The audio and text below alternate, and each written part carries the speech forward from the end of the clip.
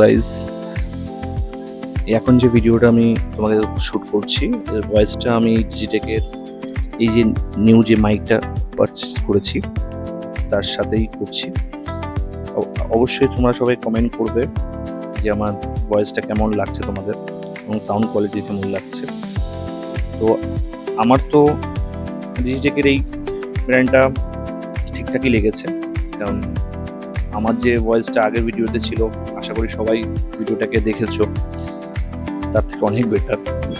তো গাইজ অবশ্যই আমাকে জানিও, এবং যাদের এই ডিজিটেকের এই মাইকটা পারচেস করার ইচ্ছা হয় যদি, আমি অবশ্যই এইটার লিঙ্ক ডিসক্রিপশনে দিয়ে দেবো।